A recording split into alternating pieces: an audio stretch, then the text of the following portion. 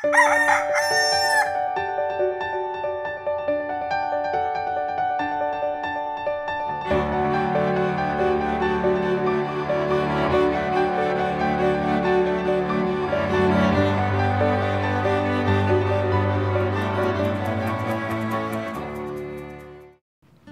umaga po.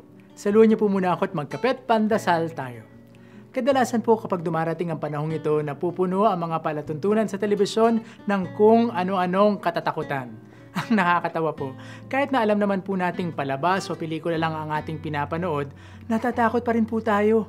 Tinatakpan natin ang ating mga mata, ang ating mga tenga, upang wag makita at marinig ang kung anumang kagulat-gulat at kasuklam-suklam na ipinalalabas.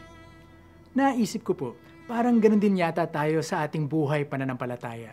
Kuminsan, wala naman po talaga tayong dapat ikapangamba o ikatakot. Subalit, hinahayaan nating maunahan tayo ng pangamba at takot. Para po bagang lagi tayong insecure sa ating kalagayan. Tinatanong natin, naku, saan kaya ako kukuha ng pangtuition ni Junior? Ano kaya mangyayari sa akin kapag hindi ako nakahanap ng mapapangasawa? Ano kayang iisipin ng aking mga kapitbahay kapag narimita ang aking mga pinundar na sasakyan at tahanan?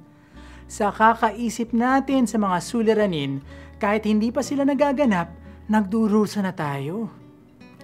Hinay-hinay lamang mga kapamilya. Baka pinangungunahan lang tayo ng ating sariling takot at pangamba at wala naman talagang mga batayan ito mga ito. Di ba't sabi nga ng ating Panginoon, "Do not let your hearts be troubled."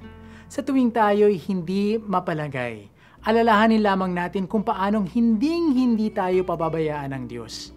Ako po si Bro Arnold na nagpapaalalang kapag sa Diyos nagtitiwala, tiyak, ika'y mapapayapa.